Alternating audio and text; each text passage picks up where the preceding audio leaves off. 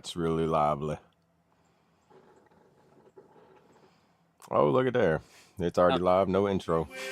Stand for what we believe in. Let the people sing.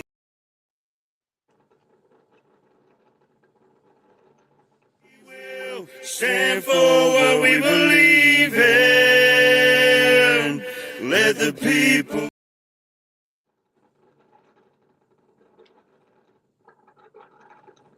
Okay, well, that's weird.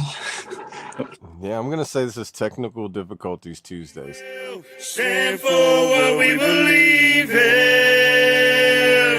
Let the people sing. I pledge allegiance to the flag of the United States of America and to the republic for which it stands, one nation, under God, indivisible, with liberty and justice for all. They will not break our country's strength. They will not take our nation's freedom. Let the people sing. We will not turn our backs today. We will stand for what we believe in. Let the people sing.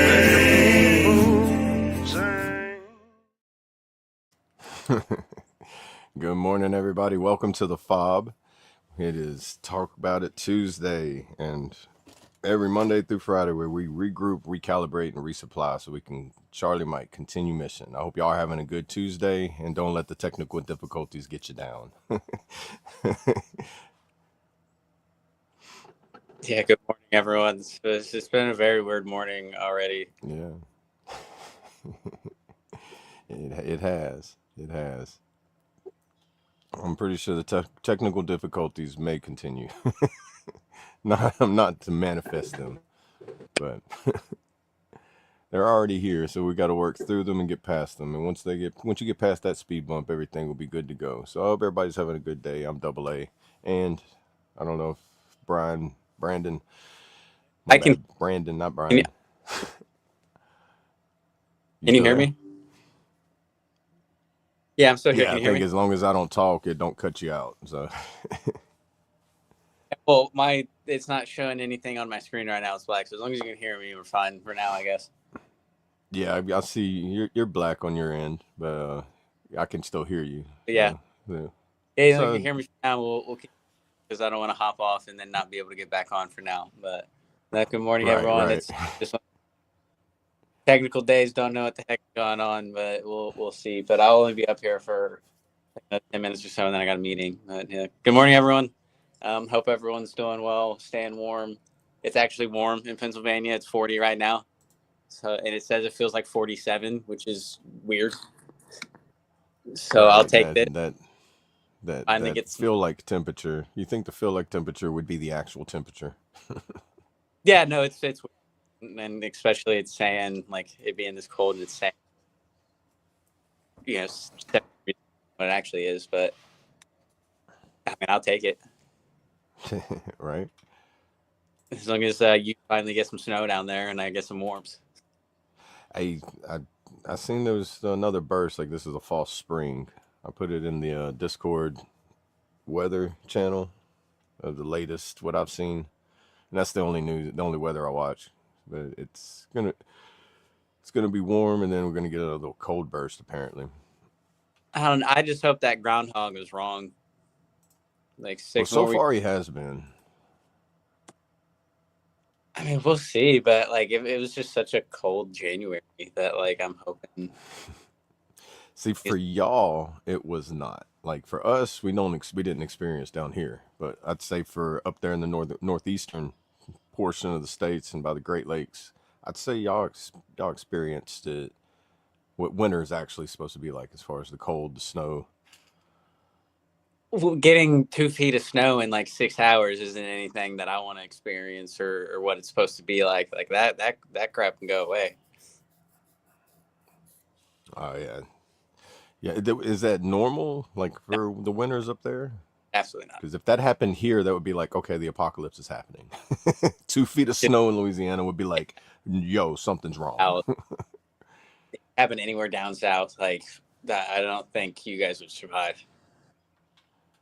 Some of us would. I would. It's because I did it in Oklahoma and I know Trades, what the experience is like. But yeah, Trace wouldn't survive. He might be from West Virginia. He's a good old Florida boy now, and it drops below freaking 60 degrees, shutting down. yeah, that's the majority of the South. And which is Slingbus says it's 59 where he is, which that's what it is here, where I'm at too. 58 to be exact. Oh, looks like my meeting is starting now. All right, brother. Well, you have a good meeting. If you can hop back on, I'll be here. Hopefully it goes by quickly, but I just got the invite. So yeah, much love, everyone. You guys can't see me right now, but appreciate y'all. Hopefully I'll hop back on. If not, then I'll see y'all tomorrow morning. All right, much love, Later, brother. I'll see how long I can handle it by myself. later, Bubba. Later, man. Welcome everybody to the AA portion of the show. Let's see. Yeah, good morning, Molly and Sling. Anybody else want to talk about something on this Tuesday? Let's see. I'll do some little Google searches for some topics and see what we can throw at the board and see what sticks.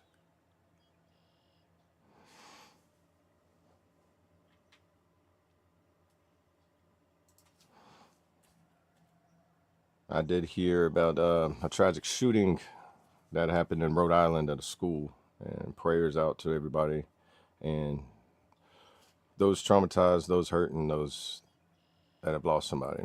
That's unacceptable. I did find out a little bit of information about it, nothing major or deep. I'm just going to say what I've seen from the daughter's aspect of what she said, that her father did something and he was suffering from mental health issues. And that's why I always reach out, always talk to someone, always try to connect.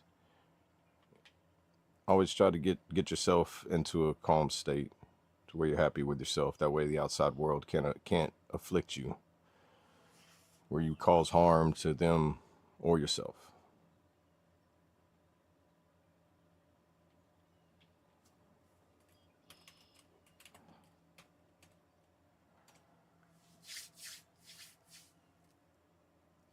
I hope everybody's having a blessed day. And I will say this is a little different and probably a little difficult to do all by yourself, especially not having the buttons to push like they can. So I'm kind of like just sitting in front of a camera. So if things go south, you'll just see a blank screen for a while. If I have to step away, I do apologize for any dead air time. A new mermaid tattoo. It was $40. How big? I don't even know how much tattoos cost these days.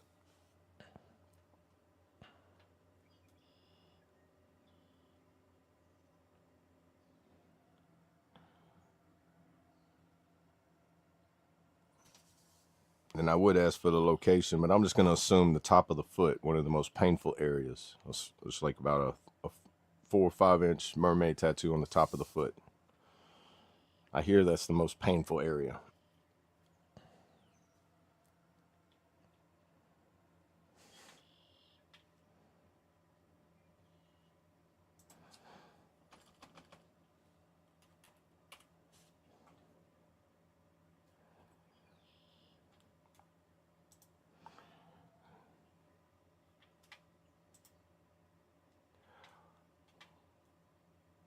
Yeah, I'm so sorry about the dead air, guys. Trying to do two things: find something to talk about, and the chat's not moving too much, so don't have much to really continue on there.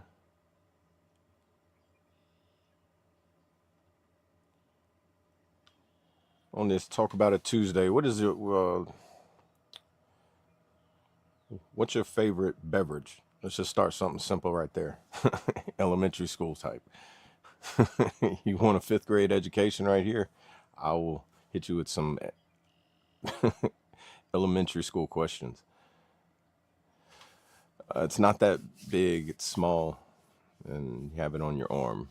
Yeah, it's good not to get something too big, and if it is, I say a tattoo would have to be, for me, have some kind of meaning or symbolism behind it as well.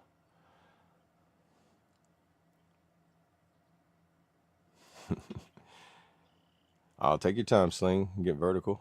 That's pretty important. You try to get vertical too fast, you'll end up going horizontal in the opposite direction too quickly, and that could be a lot more uncomfortable than just not being vertical.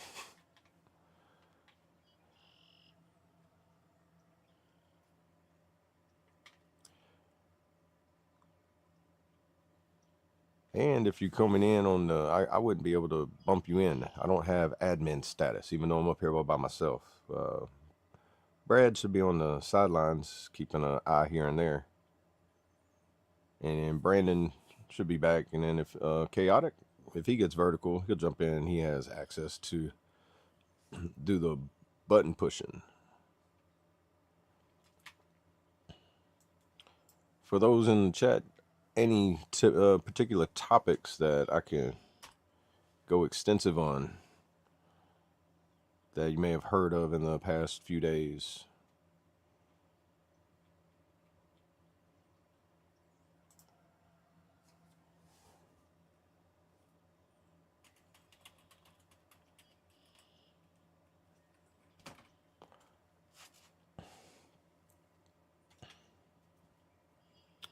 I would just hit with some current events of the day. We'll just be like a little news broadcast of headlines. Did not know Reverend Jesse Jackson, a civil rights icon, dies at 84 years old. NBC News. See, this is on today at 3:30 a.m. Whenever that was published. Rest in peace. And condolences to all family members and loved ones of him.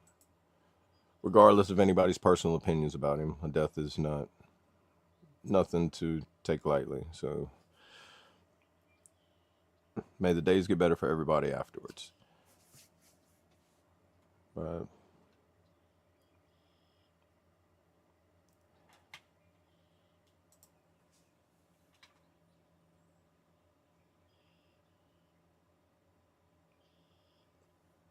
and for those following politics, of course, Hillary Clinton and all that with the e-files and all that.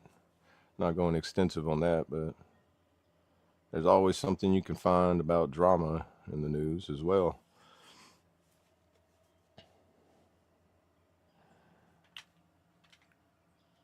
Ooh, let's see. Let me check over on the chats over here and see what's going on. How you doing, Colt? Good morning, brother. I hope everything's going well. Or was that Brad? It was I'm sorry. Is that? Okay, that was the admin thing. Everybody's sending out one. That's set on all the channels. Either way, good morning, Colt, Brandon, Brad, everybody. Hope everybody's doing well, having blessed ones. Everybody keep up with if you keep up with Colt. I can't remember the exact release dates of his music, but go see his channel and you'll be able to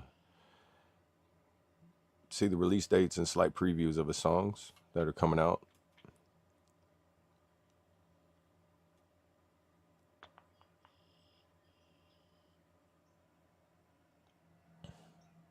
Two mics.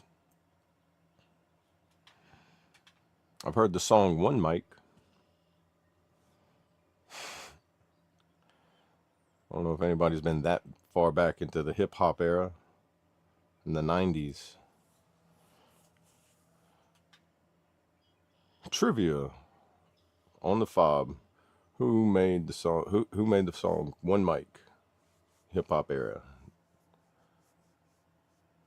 I think it was in the 90s. I want to say like 96, 97.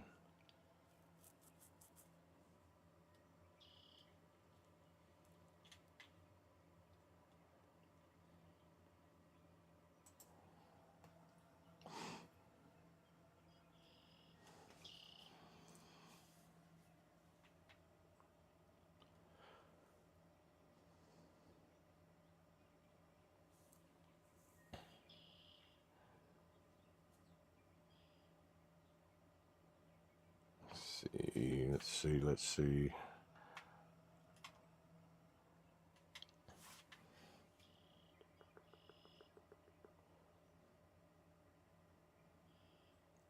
Well, I will say, if you try to look at current events, the only thing that's really going on in current events is everything to do with E-Files, Iran, and Trump. And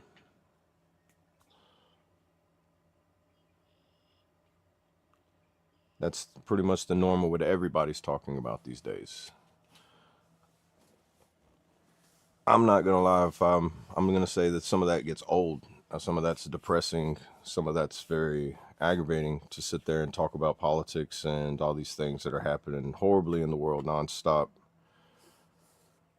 And honestly, in my opinion, I don't think so. I don't think a lot of it's going to stop. We have to learn to adapt and overcome and work through it and figure out where we fit in this life to be able to. Oh, look, Sling, you have access.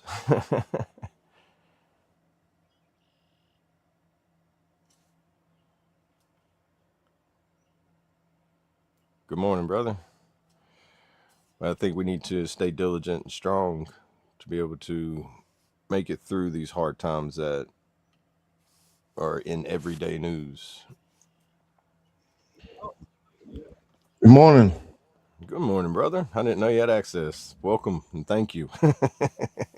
I snuck in. Yeah, there you go. I'm gonna have to learn that trick one day. It's about who you know. Right, and then if there's a room for you to fit in on it, Right. there's like limited access on the admin side of it right Well, now. I got to thank the true American Brad to get it going. Oh, there you go. This Or you train got don't stop. no, yeah. So how was you with all that weather this morning or this weekend? We got a couple of tornadoes. Now to bring it up, kind of forgot. But yeah, we had I think 3 tornadoes that hit locally around here. And I think there was like over a dozen stretching from Lake Charles all the way up to Shreveport. Oh, wow. Yeah, so it was I mean, nothing here, nothing I'm not used to, but I think the tornadoes that did make were like EF zeros, so it was like Little bitty winds of like ones. 75 miles an hour, so nothing like too damaging. I mean, throw like a loose dog, chicken coop around if it ain't, or a tent. If you was camping, your tent would be flying out somewhere. I think it's like next, is it March or April? I think it's when like tornado season starts around here. Yeah, pretty much. Yeah, the peak of spring is normally whenever it starts getting pretty rough. Everybody was talking about, especially up there in like Oklahoma when I was up there. right. I lived in Oklahoma for about 2 years, and right in Oklahoma City, and think we might have had like 2 tornadoes come through that area. Now, right down south of us in Norman, that area was getting hit like almost once a week, it seemed like. Yeah, it's like North Texas, Southeast Oklahoma, and then and it was I was in Northeast Oklahoma, up there like Talala. Like it was like 30, 45 minutes above Tulsa. It's like you could see just nothing but just empty plains. It's just like made me wonder, did they clear them all out, or did the tornadoes just knock all the trees down and just never let them grow back? It's because it's emptiness. It's just like it's like all cow pastures and stuff. It's like, man, they don't have a lot of trees up here. We went through an F0 I think it was last spring, and it was not fun. I'm sitting there trying to get into the shelter, and as I'm trying to open the door, the tree falls down like 5 feet away from me. I don't even hear the tree fall or land or nothing, and I just see it, and I'm like, all I hear is just the wind blowing around me. Yeah, not fun. No, it's not. I know. Like I remember the first year I lived in Oklahoma, it was like every single day for that whole spring, like for 3 months, every single day. It was like I was in the middle of the night running to the shelter because it was like your phone would go off or you'd be watching the news. And it was like this next 6 months after that, it was like I can't sleep very well right now. Just so used to just like anytime the wind blows, like you're just like, man, I'm not used to this in Louisiana. I can handle a hurricane, but I know the hurricane's coming like a week ahead of time. A tornado, they're Yeah, like, you got 7 hours, maybe. maybe sometimes they tell you like that hour right then. Then you're Yeah, like, oh, you just hear wind blowing and you look out the window and like it was one time we had a dog pen that we made into a chicken coop and we didn't anchor it down. And I'll look through the window and I'm like, the chicken coop went through the neighbor's yard, down their driveway, down the road. I'm like, I didn't know the chicken coops could drive, but that it's reminds like, me of, like when I was overseas in Japan, my very first day there, I get up that morning, all of a sudden I hear air raid sirens. I jump up and start crawling underneath like my bed and everything. My roommate's been there for a while already, and he's like, "What are you doing?" I'm like, "It's air raid sirens."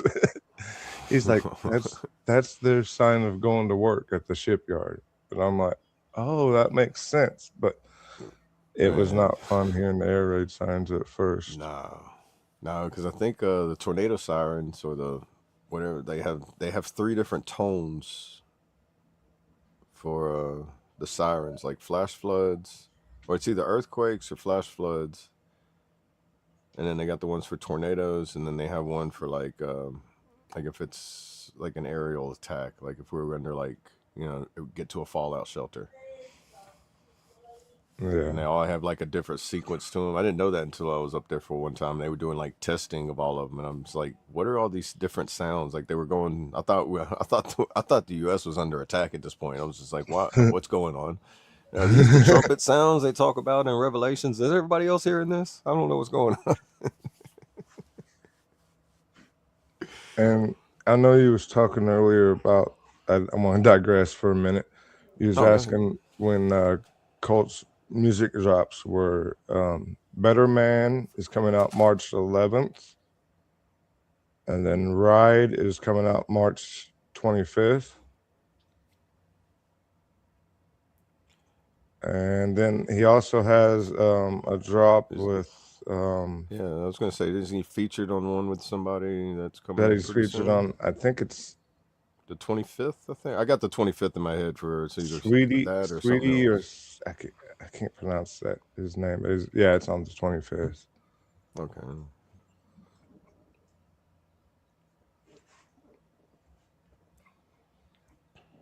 Uh, I've just been dealing with a lot of headaches and stuff. And yesterday I wanted to sleep in. It was like my one day off. I was like, oh, I didn't even wake up for the F.O.B this morning.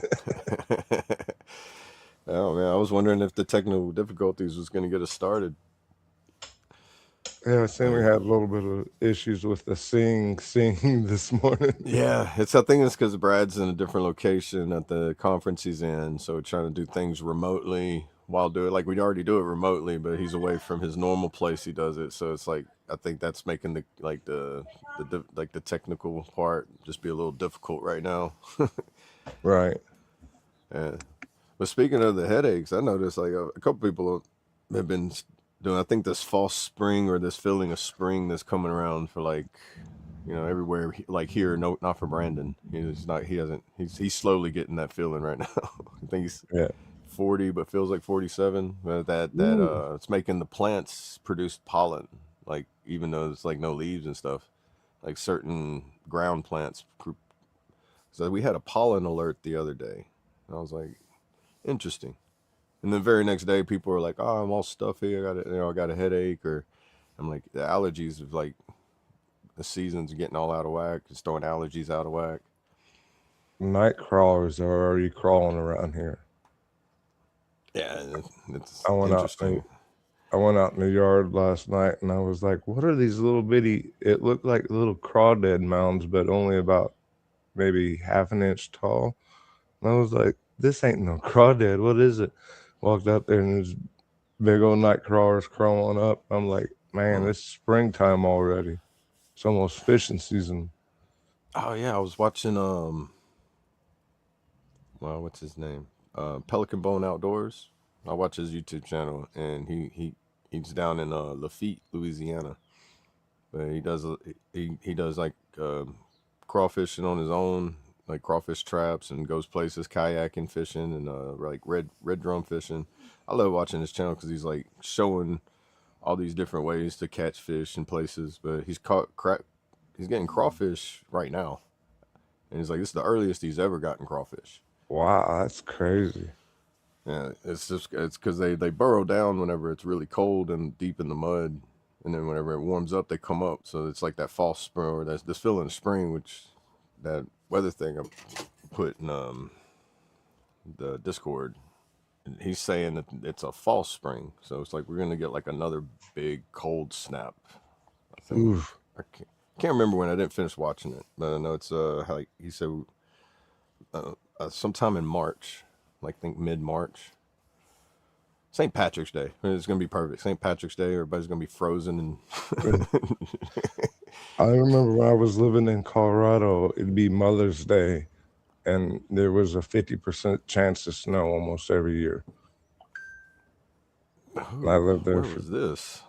I lived out there from 2013, 2020, so 7 years.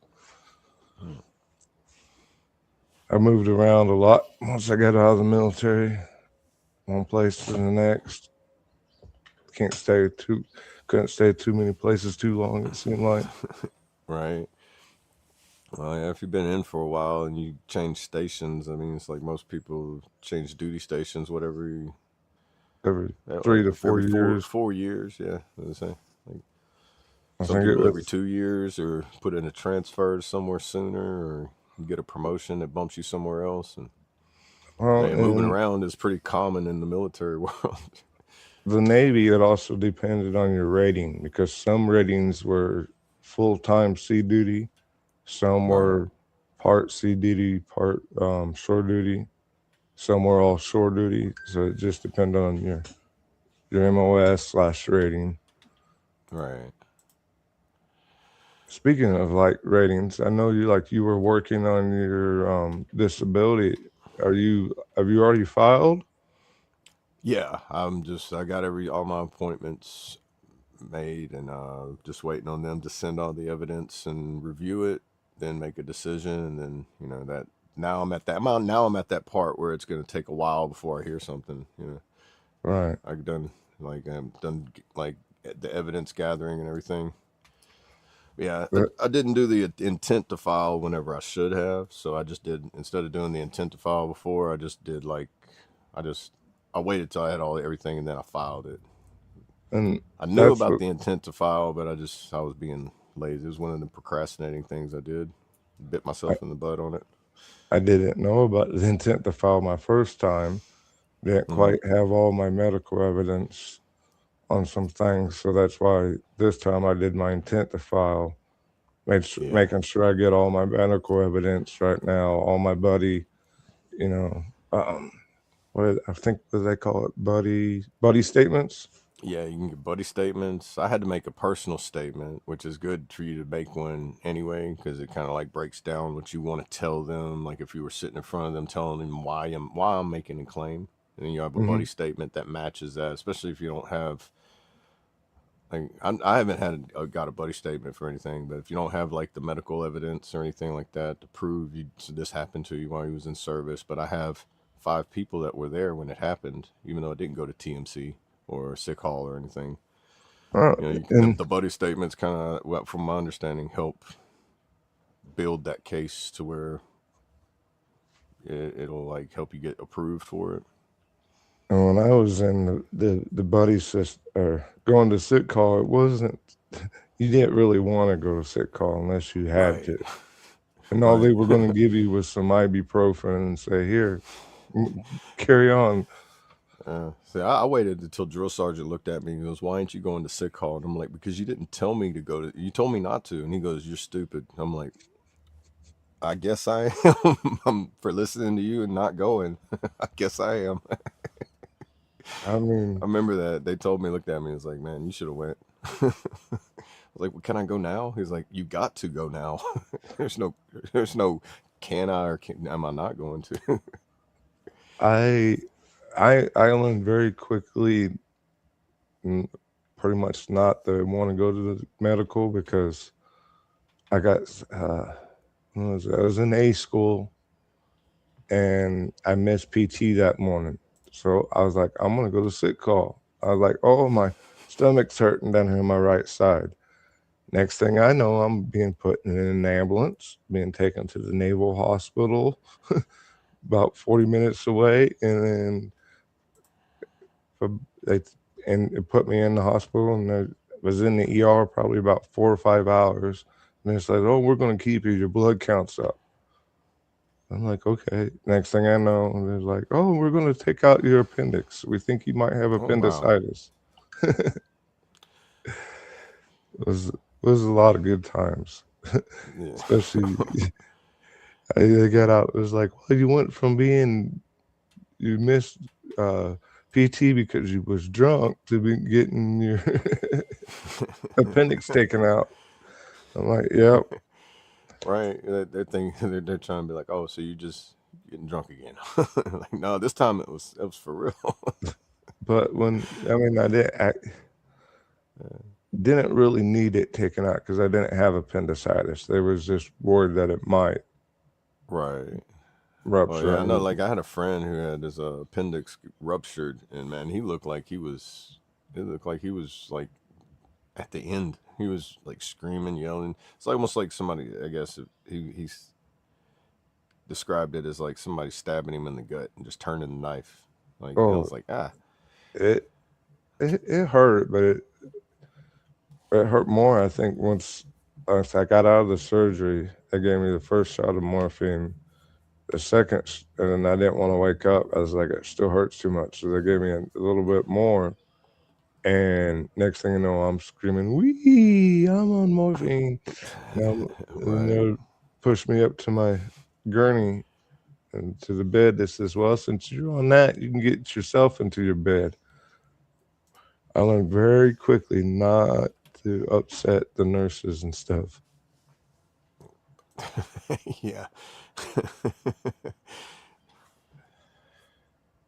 Oh man, I remember waking up one time being it was from a head trauma, and I didn't know I was being like walked. Like whenever you're getting released from like the ER and they like walking you and make sure that you're like coherent enough to be able to be released.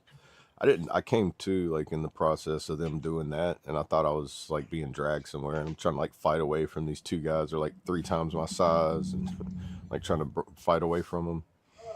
And it was definitely not them were definitely not the nurses that I wanted to make mad, because after they like set me down in a chair and was like a drill sergeant, be like, "You're about to go someplace you don't want to go." I'm like at that point, and it was like, okay, I understand now. I could have waited to do this when I was a little bit more coherent. You don't want to come. You don't want to come out of a blackout in the middle of being walked somewhere with two people holding your arms. You're like, why am I being tactical carried somewhere? I don't like this. This is not. Is like one of the worst feelings to wake up to. I remember, I think probably the strength, like he was talking about being carried. Yeah. The one time that I remember, I got some weird stories, but we have casualties and we had to respond to anywhere in the ship in 3 minutes. And I was running and tripped over a chain and fell, and everybody else was running there. And one of the O6s saw me, and he got a hold of me, picked me up, got a hold, and then just happened to be that I was right next to where all the officers area was.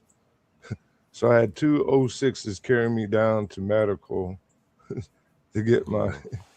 X-ray, and I'm like, wow, that don't happen very often. And then E3 gets carried by an 06 by two Right. captains.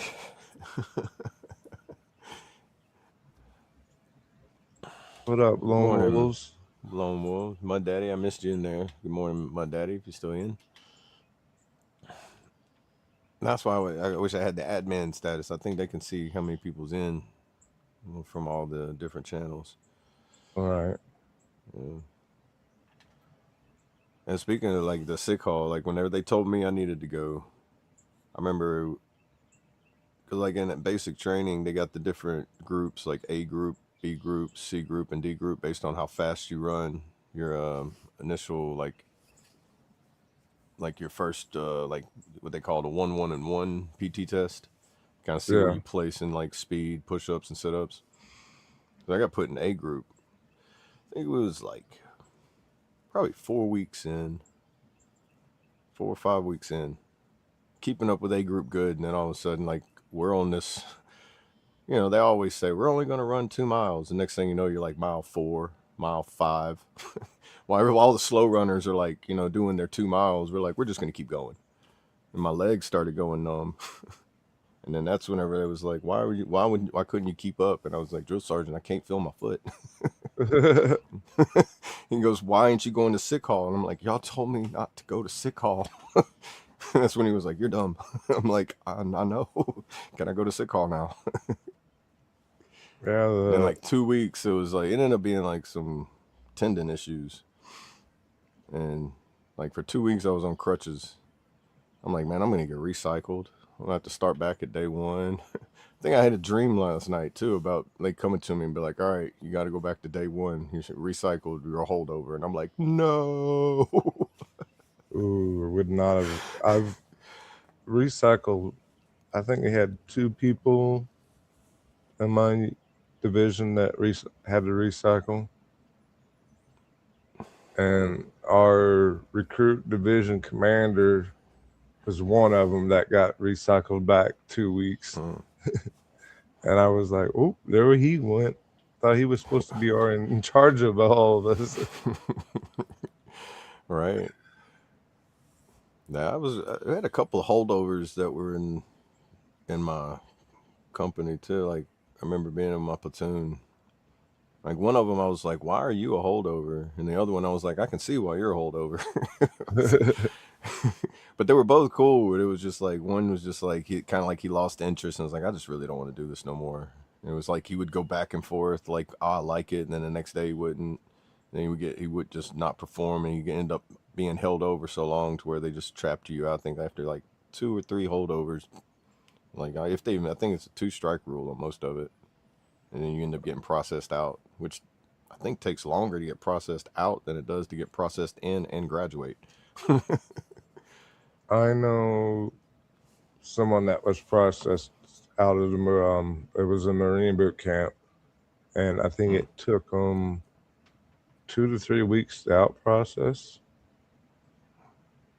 It was weird because I mean he was only in I think 4 or 5 days when they started his out process paperwork. I was like, wow, Wow. yeah. He just didn't tell the truth on his beginning of his enrollment. Oh yeah, and you like, it's like the people that hide asthma.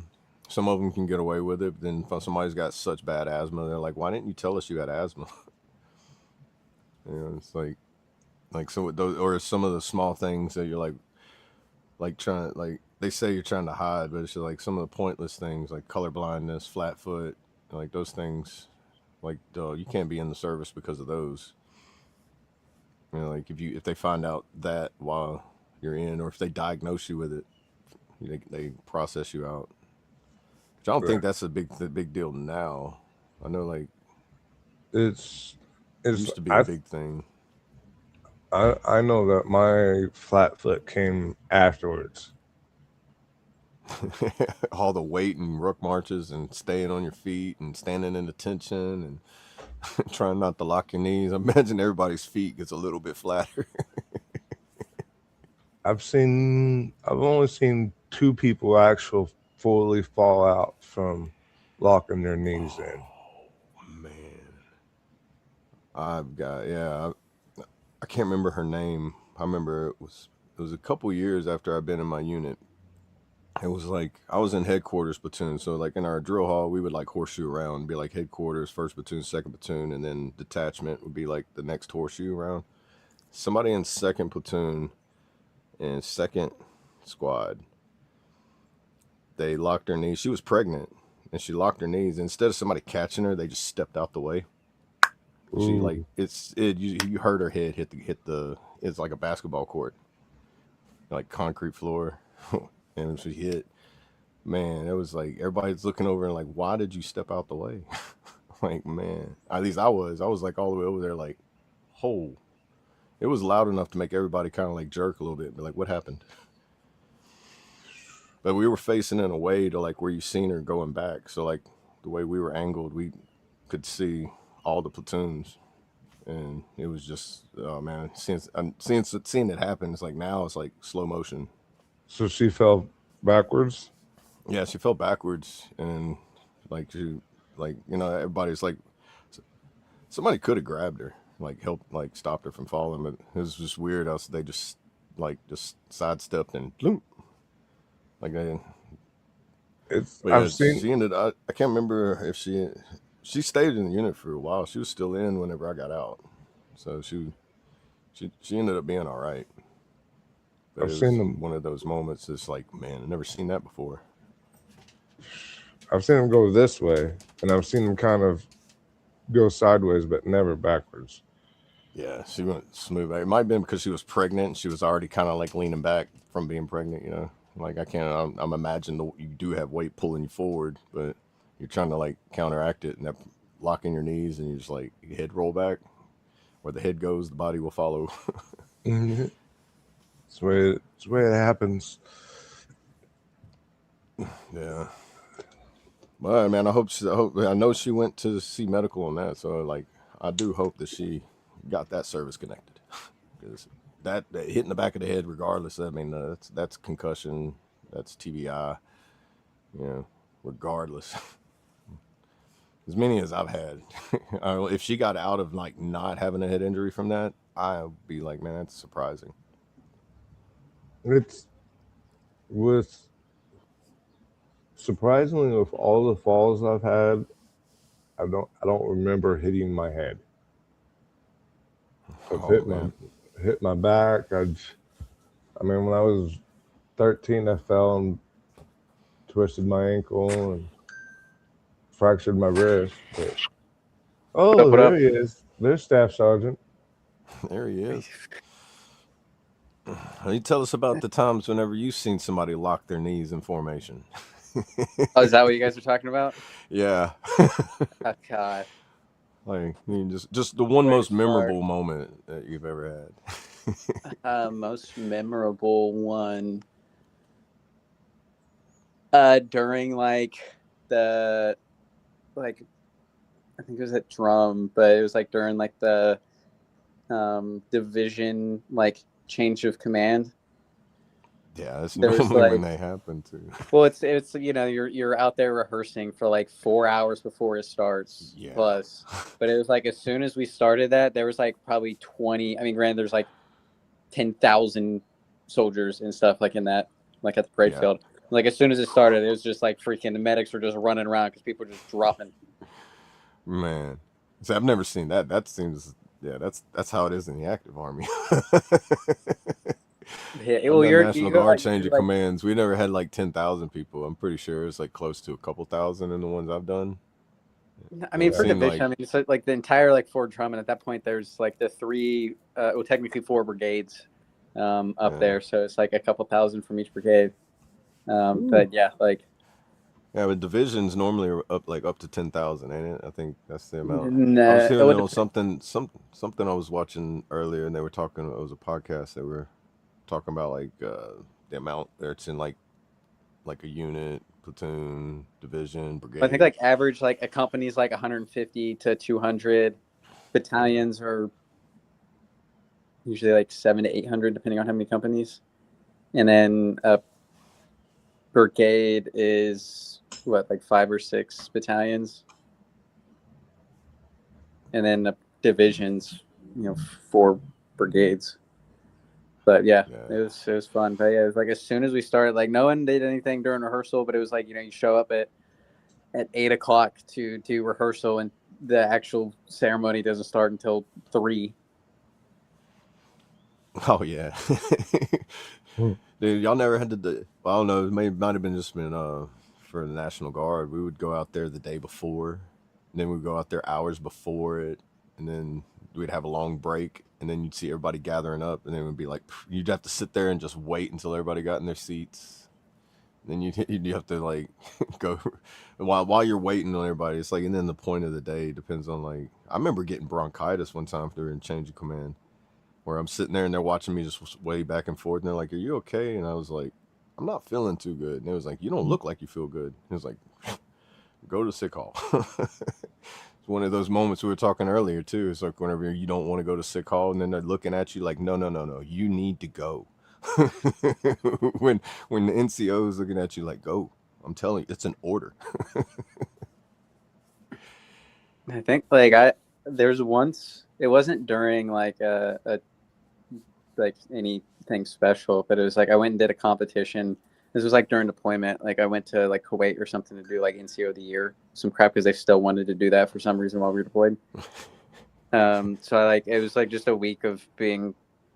We just went to Kuwait and just did the competition, but like I was like so sleep deprived and like so dehydrated, and it was like the first day we flew into wherever, and like I immediately like went to like where they had us resting and fell asleep. I was like, I'm so sleep deprived, whatever. I still didn't really drink any water or any crap like that. And then the sergeant major came and wanted to talk to us. So like I was dead asleep, woke up, and I was so lightheaded from like immediately waking up and then standing at parade rest and like so dehydrated. He literally was like, "You can sit down," because I like apparently I like stood up when he walked in. I just got so pale. I was like, "Yeah." He's like, "Dude, like drink water. Like what the heck?" And I was like, I need to go back to sleep." Right. But I would guarantee, Morning. like, if I would have actually like stayed standing and all that crap, I would have passed out. Right. Good morning, Kentucky. Good thing you got some sleep. Welcome in. Better late than never.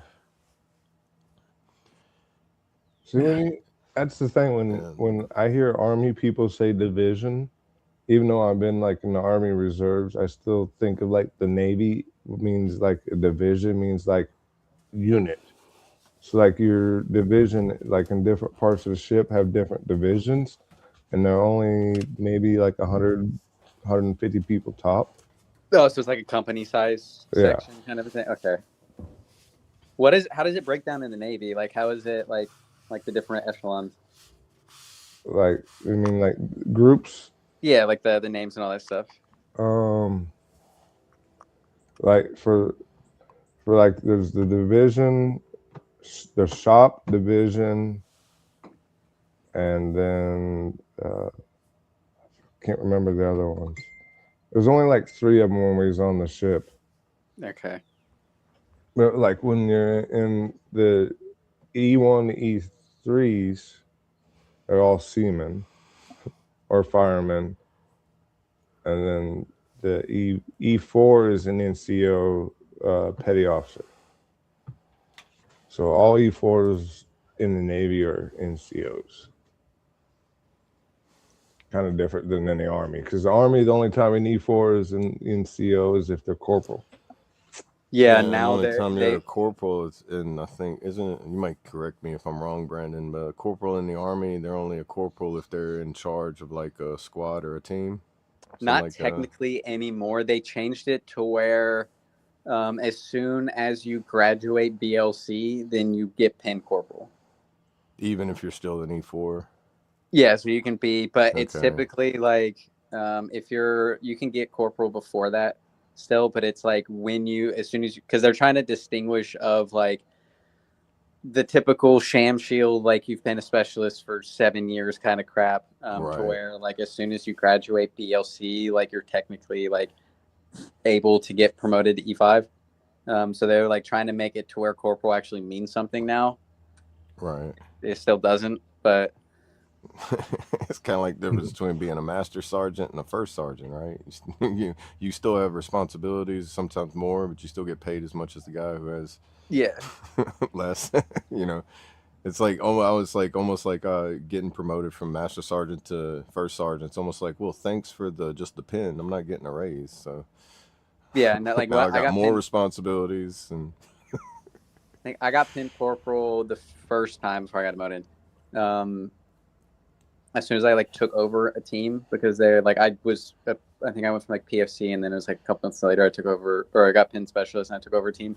So they tried to like do it, at least for my battalion. There was like anyone in a team leader spot. They finally like were trying to do it, and then I got demoted, and then I think I got corporal. Like again, it was just like a month before I made E5 because points were maxed. So like no one got promoted that, but like they're trying to do it now where it's actually like signifies like something.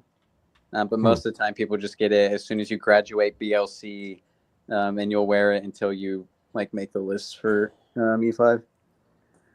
I don't think they It's were still giving. a pointless rank. You're still just like it's the same as you mean you're getting paid the same.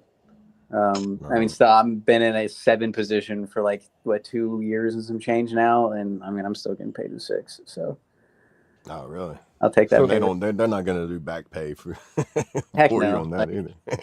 absolutely, I wish that'd be a good freaking paycheck if that ever Right. happened. But Be like, man, I don't need this BAH no more. I'm buying me a house. hey, I like that being part of the E4 mafia though. It was the perfect little space. Dude, yeah. And E4 it E4s are kind of the depends glue on of certain areas too. They're like it you got depends the on who your E4 shammers. mafia is. Like Right, if you right, have like the good like the actual E4 mafias where it's just like give me a task, go and ask questions, it'll get done. Like those right. are the That's good ones. Like, hey, we yeah, need this, and they'll be like, just leave me to it. Give me a couple hours, and then you come back and it's actually done. Granted, don't know how you came across that equipment, or where that came from, or how it got done, but it's done. Like Don't those let, ones of like, hey, I can tell you what to do. I can go back, do whatever stuff needs to be at the company, and knowing that I can come back in a couple hours and it'll be done. Granted, you might go and technically acquire some equipment, but that type of like mafia is kind of dwindling out. Not really right. thing that much anymore. Yeah. Yeah. I'll touch on Kentucky real quick. Prayers for you, Kentucky. You had to go to the ER twice over the weekend. You got AFib. Keep track of that. I'm not familiar with it. I googled it, and prayers for you on that. I see that can cause like the dizziness, fatigue, chest pains, and it's a heart condition. It looks like. What Prayers for you on that, and also he asked, was it BNOC and is BLC versus WLC? I don't know BLC what is team. WLC. I Yeah, they think just read. BLC is more. They extended it to where it's like instead of being like what it used to be like 2 weeks, now it's like 21 days. You know, less like when I went, it was less time in class. It was more like going to work at 8 to 5. That was class time. And you had your personal time, and then like 2200 lights out, that kind of thing. When WLC was around, it was more strict. It was like a lot of like sleep deprivation involved in it. Like they'd make you in class for a long time. I know people I went through WLC. I said it was a lot of like they didn't get the soldiers time, or they didn't get like personal time until like a certain like from 5 to 10. They didn't get none of that. never made it to BLC. Yeah, it was like basic. Used to be called Warrior Leadership Course for the Army to get your E5, like go through all that, and then it turned to Basic Leadership Course, and that's where you get your E5. And I think they went to after that would be ALC for the Advanced Leadership Course, so where you get your E6. And then what's the next one? SLC, where you get SLC. your E7. Yeah. So And I then still know a little MLC. bit Well, about that. they've changed it now to where like I think you still need BLC to make E5, but you don't need ALC Yeah. for E6. You need ALC for E7 and then SLC for E8 and all that. So like, and they Okay, changed yeah, that that's what it while is. I was in SLC. So like Okay, as soon yeah, I as we think that's showed what it up, was. the regulation change was literally like our like day 1 or day 2 or something like that. They changed it, so we were all there, and they're like, technically, you guys don't need this course anymore. You need it for 8.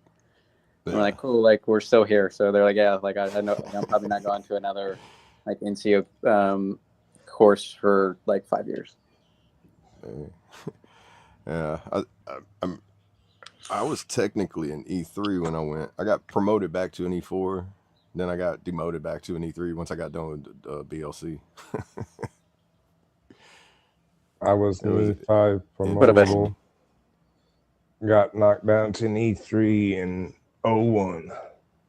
Do not drink on call status. yeah. Don't try to either, because more than likely you'll get caught. Alcohol has a distinct smell on the breath when it's not supposed to be around. Yeah. I get promoted 2015, I think. That's right. But yeah, I got drunk and cussed out my first night. Took me almost 2 years to make E5 when I was, because there's E5 promotable. And then when I got E3, it took me till I joined the Army to make E4. Yeah. Oh, so BNOC was before WSC. BNOC was. They keep changing the names. Yeah. I remember all my senior NCOs, whenever I got in, they all, whenever I was, like, they would, like, especially whenever I was going to BLC, and they was like, you're going here, and I'm like, what is that? And they're like, oh, it's this. And I'm like, why didn't you say it? Well, when I went, that's what it was called, this, which then it was called this, and now it's called this for you, but it's all the same thing. And I'm like, why do they keep changing the names? You just simply just call it, you're going to school. Okay. You're gonna pay me to go to school. That's cool. I'm going. What am I gonna do? Whatever they tell you. Sweet. I get to eat. I get to sleep. That's it. I'm done. That's how I was when I went. You want me to go here? Good. As long as I get paid. So whenever I don't get paid, that's when I get grumpy.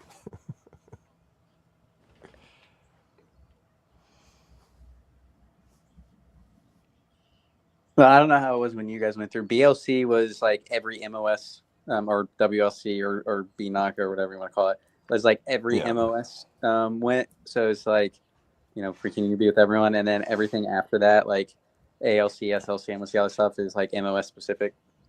Yeah, I think that's what I've heard. Like if you go to LC, that it's for your more specific for your MOS.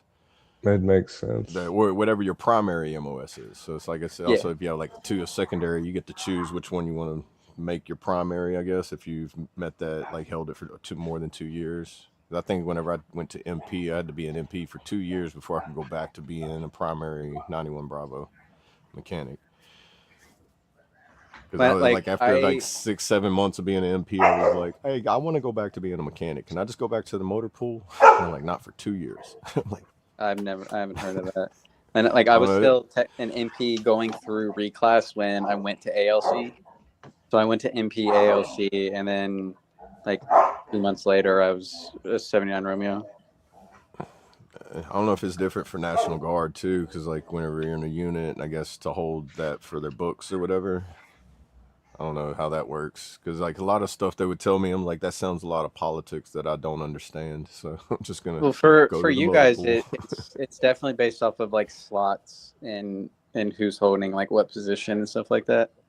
Right. And like, how many spots are in your unit for like how many E5s, how many E6s, and how many E7s? Yeah, like for MOS specific as well too. I think because like I know we only had so many slots for E6, like for like so many E4s and the rest E3 slots or whatever. Mostly like E4, and then it capped off, and then like you couldn't be E5 in that unit until that person transferred, moved, or discharged.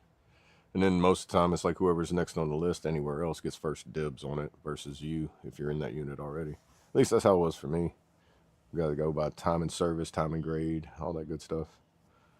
Yeah, but it's also kind of sucks for the Guard because you'll have people like in that same unit for 15 years. Like holding that Oh one yeah, slot that like waiting for it, well, and then Right. somebody jumps in there, and they're like, "Oh, that was my yeah, slot." and they like they'll just take that slot for 15 years and like dude like retire so I can get promoted. Right, and then people wonder, well, like, why are you in E4 for 15 years? And because they kept filling that slot, and I couldn't, like, either you couldn't make that slot or they didn't. I understand, like, some politics plays in it sometimes too, because if somebody wants you in that slot, it's a lot like politics. Rub elbows with the right person, they can put in a good word for you, make their little statements for you, and in the National Guard, I know, like, once you hit E5, I think after E5, you got to start going to the board. But to get your E5, you don't have to go to the board to get your E5. I think in active, you have to go in front of the board to get your E5, don't you? It depends. Like both of my promotion boards were like walk in, walk out promotion boards.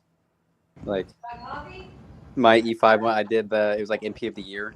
So like I didn't know I was going to the board. I came back from the competition and they're like, hey, you have the promotion board on like Wednesday. And I was like, I don't have anything ready. And they're like, well, you're going. And I walked in and my sergeant major told me to sit down, shut the fuck up because I lost. I got like fourth.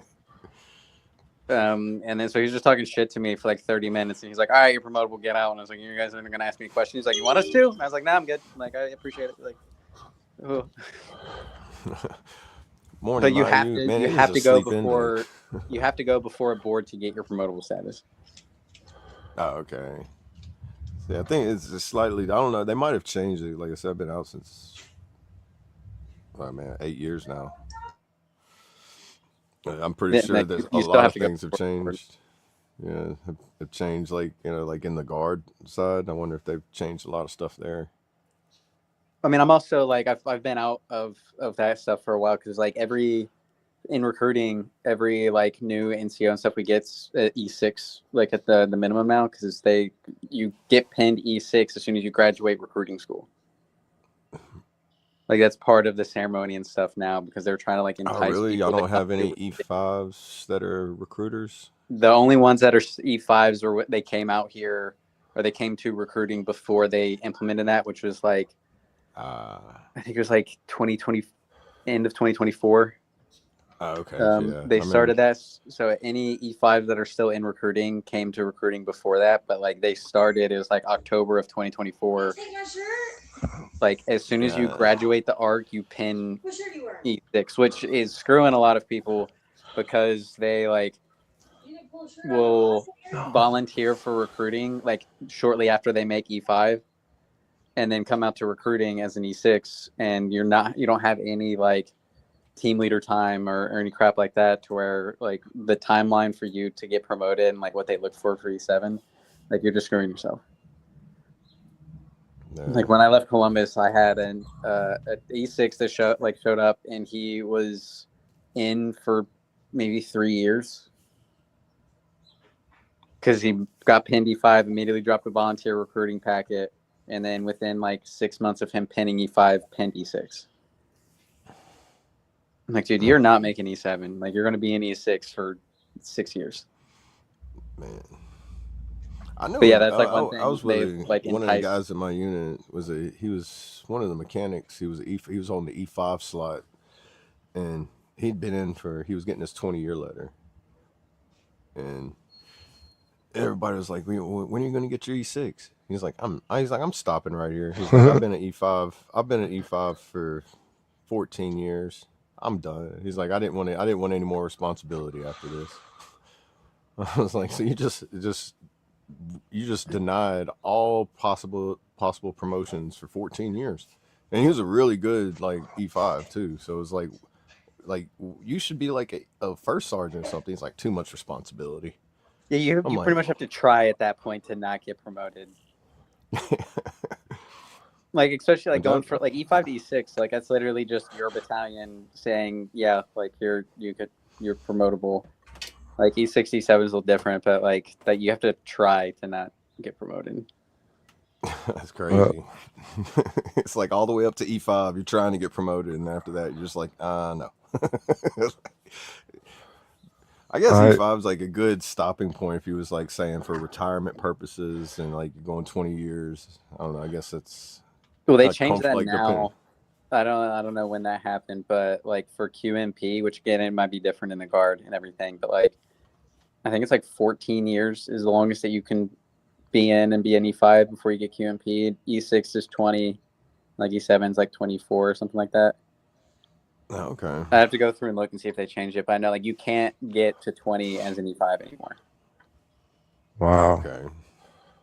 Or it might be Everyone. like Sure 16 or I'm something like that, surprised 'cause I they think didn't it's like 12 implement that is an like E4. before, because don't the Marines, like if you don't meet certain requirements too, and if you don't meet certain ranks within a certain time frame, you have to, don't you? I You got. have to, like, I you gotta you go, just get guys. chaptered out in a way. All right, brother, you have a good one. Uh-oh. I wonder if Brandon can hear me now. I can still hear you, but my am I back? There you go. Yeah, he went black for a second there. Okay. Blacked out. No, I got I was like my wondering. I was first like, sergeant is he gonna? Oh, text we're about to me. lose them. Yeah. I know my first sergeant text me, and for some reason when that the message popped up, it like Oh yeah, cut your freaked my camera off phone more out for than a second. likely. It just like freaked my my phone out for a second.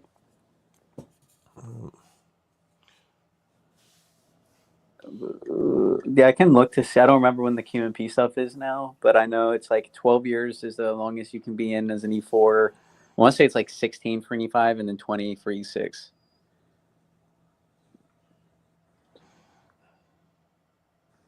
Gotcha, Brad. We're at that hour mark. We can work on getting close to shutting it down. Yeah. But If you want, yeah, I'm gonna play some more NASCAR 25 tonight. there you go.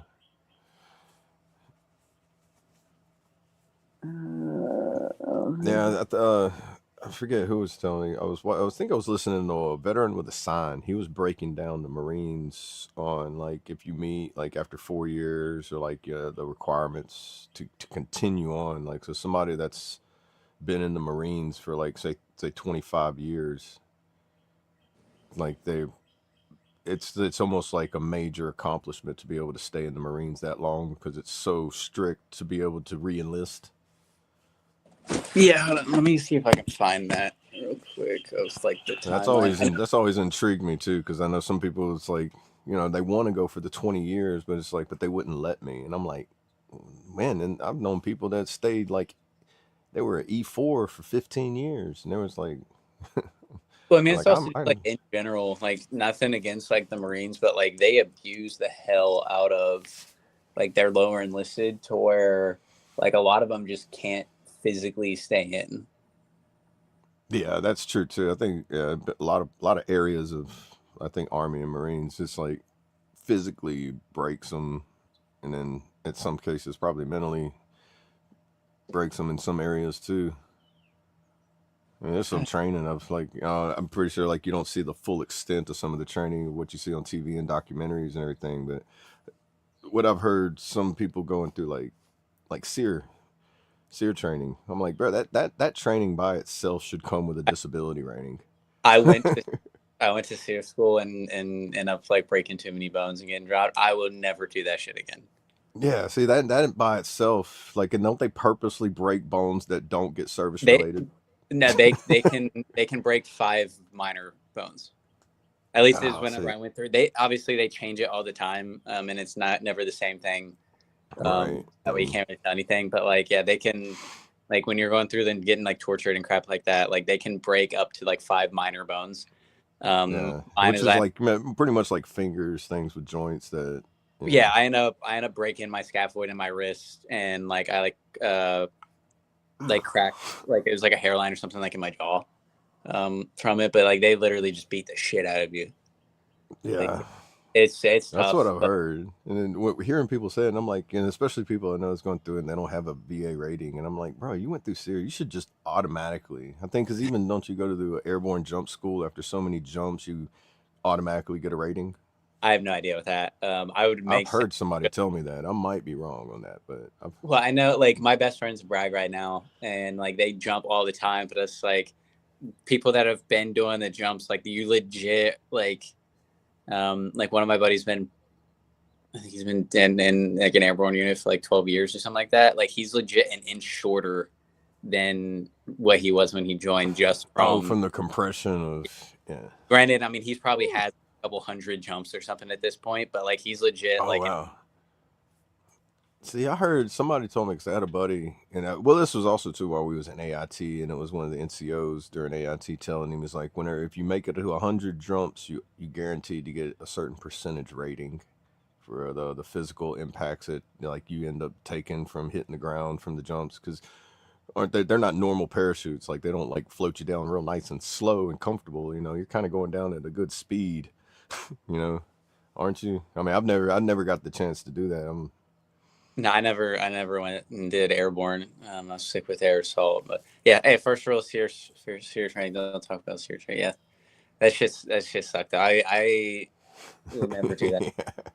Yeah. I mean, I was just doing it. I was doing a flight packet, and I had the opportunity to go, and they're like, "You want to go?" I was like, "Sure," but like, how people are willing to do that course more than once. Like that was a miserable like week and some change that I went. Yeah, I know people in our unit, they went to air assault. Then they said it was just like rappelling and doing all that stuff. They said air assault was fun. They said air assault's just like an attention to detail course. Like it's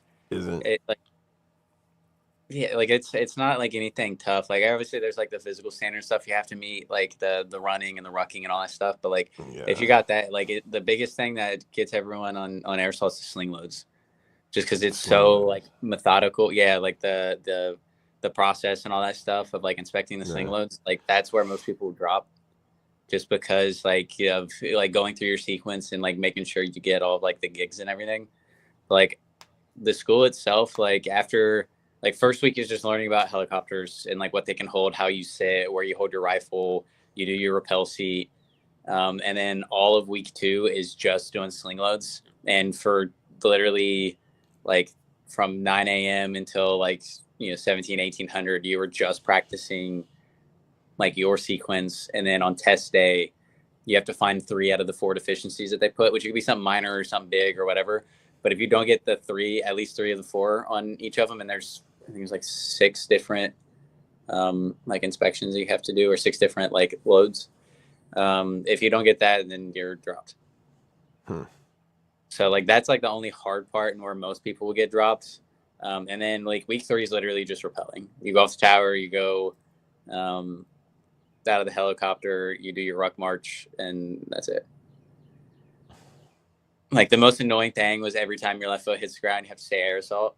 But like you say that, like we would just scream that shit enough to where like our instructor's like, all right, we get it. Like you guys don't have to say it anymore. Just keep running everywhere. Like just shut the fuck up. But they didn't do that until after the sling load test, because we lost like probably 60% of our class in sling load. Oh wow. Like it went from like I never got the chance to go to. I know there was an option. That's like everybody. It was also an option too in the time when I was trying to regain my position from my mess ups in the Army before I got discharged. So I was like watching everybody go to it. It was like, man, everybody gets to do the fun stuff, and you mess up one time and you get that flag, and you're just like, I don't get to go to schools. I don't get none of the fun stuff. You get limited orders. You're like, don't get flagged. That's for any reason whatsoever. Depending on what you do to get flagged depends on how long you're flagged, and depending on what you get flagged for, it could depend on if you're still in the military. Yeah. No, I mean it's still, freaking each other, and you want to was it the play stupid games, win stupid prizes? Right. That F.O.B. Yeah. Yeah, like airborne, like I haven't heard really anyone like complain about airborne or anything like that. I'd rather rappel out of a helicopter than jump out of a fucking airplane. See, I would rather fall out of an airplane than slide down a rope. And I'm scared of heights either way it goes. But if I had to make a choice, I would rather fall. Something about that, like whenever if you stop, I don't know, just I didn't like rappelling whenever I was even going down the wall. I only did it because I didn't want to get pushed off and hang upside down. Then you're doing it wrong. Well, I wasn't going to ranger school. I wasn't trying to do that front rappel. The Aussie rappel. Yeah, it's like with rangers. I seen them like whenever they was trying to recruit people for rangers. It was like they're You showing that never, little, like the little, like the yeah, you go down trailer front, for it. like yeah, like yeah, you Yeah, don't learn that in airsoft school. They don't teach you that. That's like more of a thing you'll do after or yeah, whatever. I only learned it because we were bored on yeah. deployment, didn't have anything to do, so we just started goofing around while we were like rehearsing for a mission. Yeah, I remember seeing people accidentally do that during basic training because they would start spinning around, go upside down, and it's just like, okay, what did we tell you to do when that happens? Yeah, I forget. Like that was such like a big ordeal for people in basic training going down the rappel tower. I'm like, dude, like it's a 20-foot wall. It's not even like anything crazy. Oh, we had a 50-foot wall. Yeah, we had a 50-foot wall to rappel down, and then we had to go down the rope wall that was 40 foot, and That then might the rope like it. slide was like at a It wasn't 30-foot anything level. like it's not that bad. Like some of the shit on like the obstacle course was like worse than that shit. But like I don't know, everyone got like so, and like same with the gas chamber. Like everyone gets so like their head wrapped around that crap. Yeah. Dude, like I will go Um, like this time of Dude, year well, when sign me everyone's up. sick, I'll go like in dude, there. I don't even need a gas mask. Just I'll go in there and say my name, rank, and social security number and walk out. as soon as I start getting sick, I'm like, dude, gas chamber, fuck, clear out my sinuses. Like, let's go. Right? But like everyone always just gets so wrapped in their head, and it's like the fear of going through and doing the crap. I'm like, and then as soon as you're done with it, you're like, that was awesome. Like, let's go again. Like, just stop overthinking everything. My internet's out. Did you go to Fort Campbell? Kentucky ass. So you went to Fort Campbell. I've been to Fort Campbell, but on National Guard for training, and I was with the I've just been Kentucky TDY. Guard while I was I was training. first sign there. I've just been TDY, and I was attached to 2nd Brigade in Afghanistan. No, correction. I passed by Fort Campbell. I was on my way from Memphis to go to Wiffertech in Kentucky, and I trained in Fort Knox when I was at Wiffertech. See, I go to Knox all the time. That place sucks. The only thing good about there is a golf course. The Mark 19 range wasn't too bad. Well, they don't do any of that crap now. It's literally like it's just where HRC and recruiting is now. Really? I know whenever I was part of my MP reclassing phase 2 for us to use the Mark 19 and the big guns, we had to go to Fort Knox and use their range.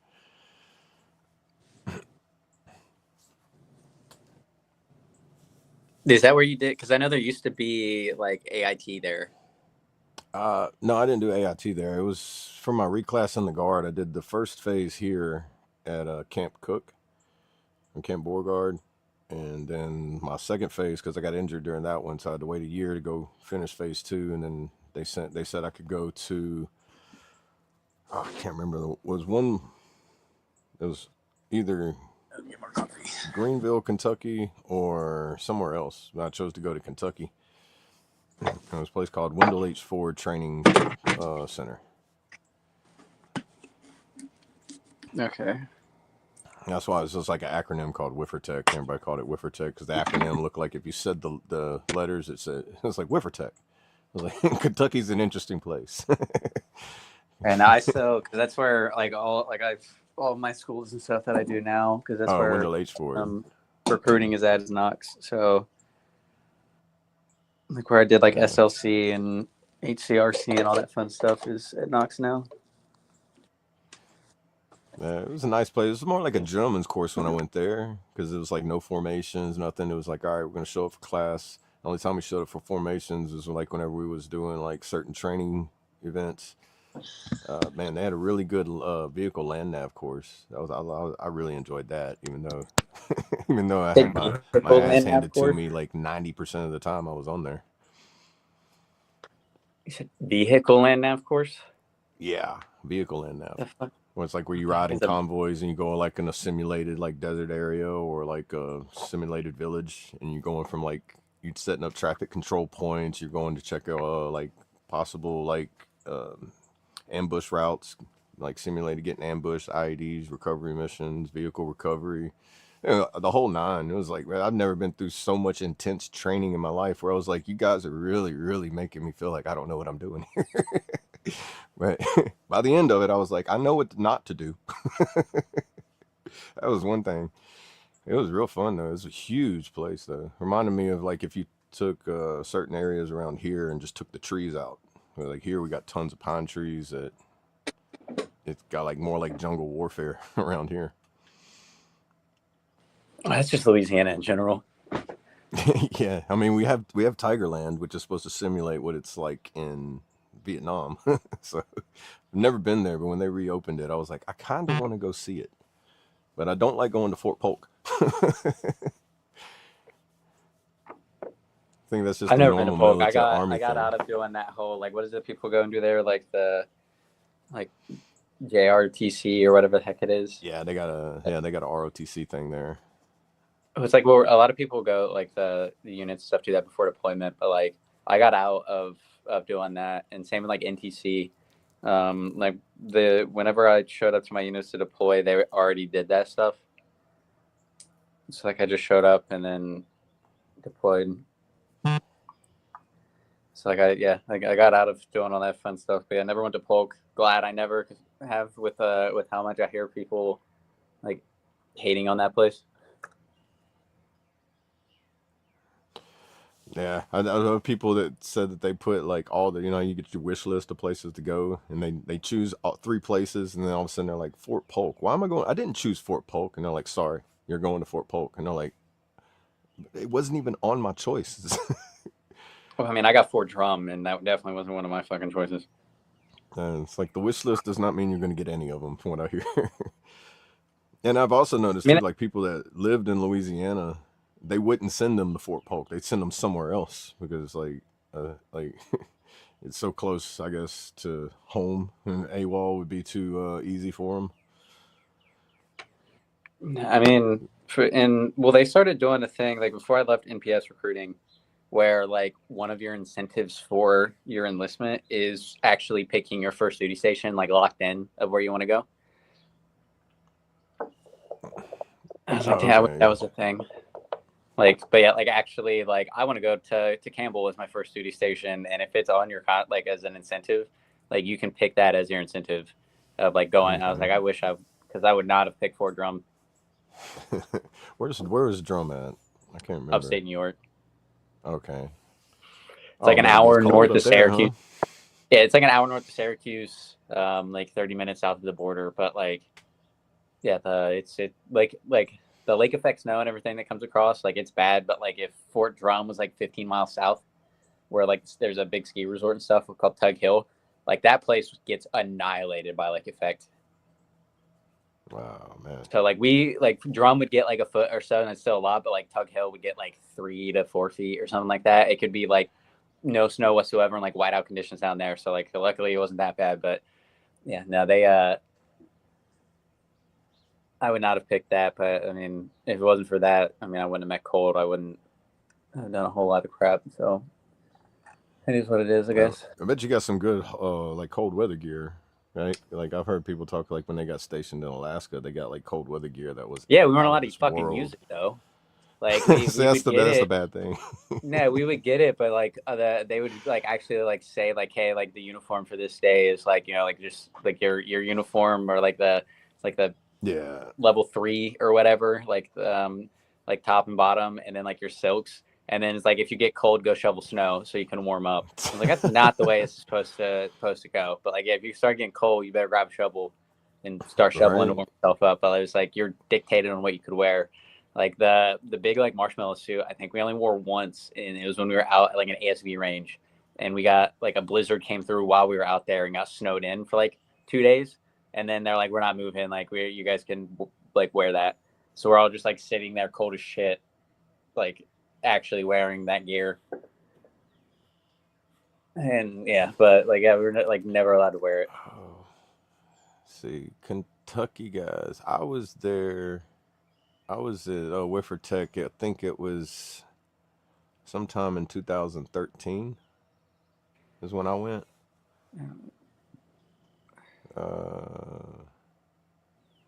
Yeah, 2013 and 2014. It was the beginning. I know it was around in February because I went there. It was warm, and then the next day I got there, it was snow, and I was like, "This is not what I'm used to." I know they told me to bring my cold weather gear, but I didn't think it was gonna happen that fast.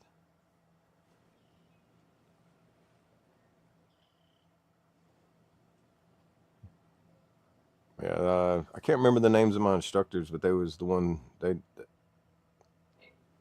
It was two or three of them, and they were doing like the MP reclassing. In Africa. Interesting. Yeah, they told me about like, and they whoever was leading the class, they told me about the because I was getting reclassed to be able to jump on rotation with going to Guantanamo Bay. Boy, they had some stories about Guantanamo Bay from 2007. I don't think I can share them. They told me like things to look out for as far as like how riots and everything, give me heads up and stuff like that. I forget they gave me it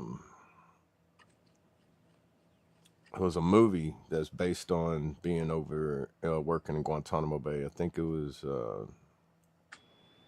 I don't want to say the I can't remember the name. It was Charlie something. I want to say Checkpoint Charlie, but that's off Vet TV. That's not right. I don't think it's Charlie Company either. No idea. I'm trying to rack my brain on it, but it was a movie that's talking about MPs working rotations at Guantanamo Bay. It was pretty interesting.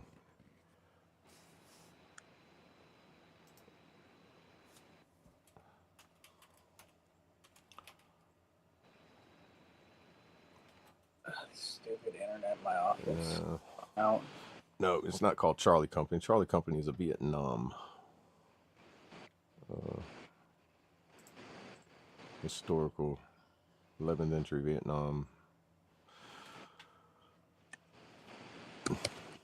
Yeah, I went when they just started taking out the training for forced cell extraction. That's what I got injured at in my phase 1.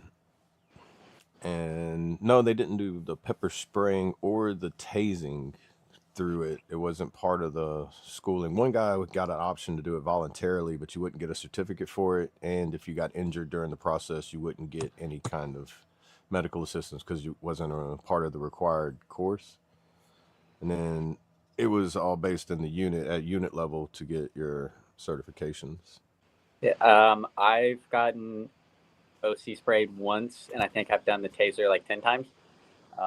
Yeah, when I got OC sprayed, it was the oil base, and I guess I was like allergic to some part of it. It's like my eyes were like swollen shut for everything for like 3 days.